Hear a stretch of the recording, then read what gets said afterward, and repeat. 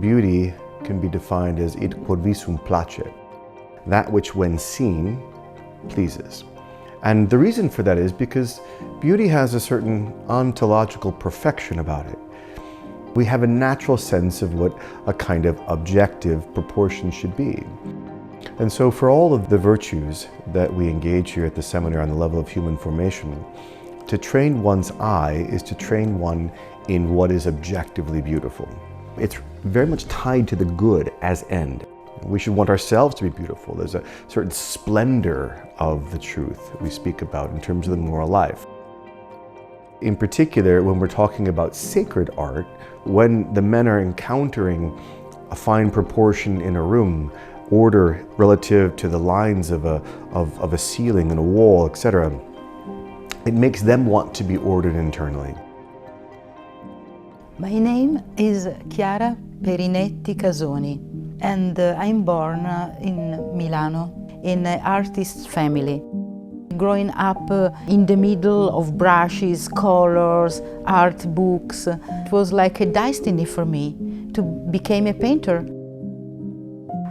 When I was a seminarian, I encountered some of the works of St. Catherine of Siena.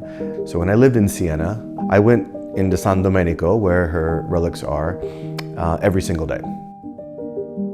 At the first time I saw the beautiful painting on gold, I was captured.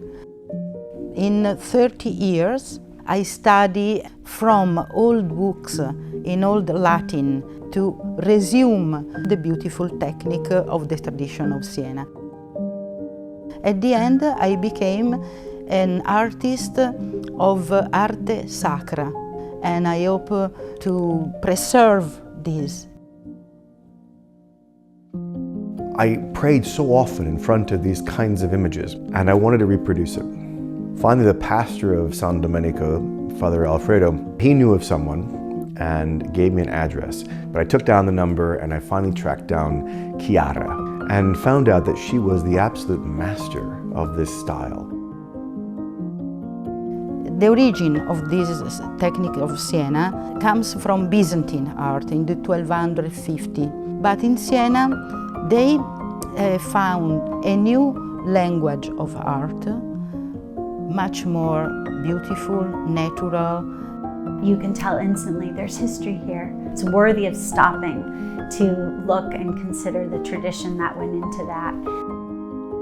You're simply taking wood that a carpenter deals with, and then you're laying over that gesso, which is just crushed stone basically.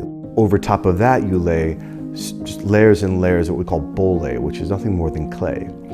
And on top of that clay then, you wet it down and you take the finest sheet of gold. It's so perfect relative to the incarnation, sort of this marriage between divinity and humanity. I met Father Kaut in 2015, and it started a very good friendship between us. He tell me many things that help me to produce something very special. So the current commission that I have with Chiara is a multi-paneled, what we call a polyptych. The altar piece in the center is a Madonna with child on the throne and angels and angel in adoration, where the Virgin take the hand of the child as to live together the Passion.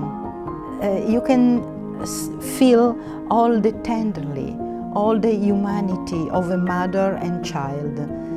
I think is a beautiful composition. I thought it was the best analogy to the way in which the incarnation has taken place and to the way sanctity takes place in us. You can sort of use them as springboards. And that kind of art begins to put those pieces of one's spiritual life together and assist it. I think I have had a beautiful gift from God. Someone came in and I was speaking English and I said, Chiara's the master, and she said, no, and pointing around her studio to the books of the old masters and said, they are the masters, we are the students. My job is my mission. There is not other more beautiful and more sublime. I want to thank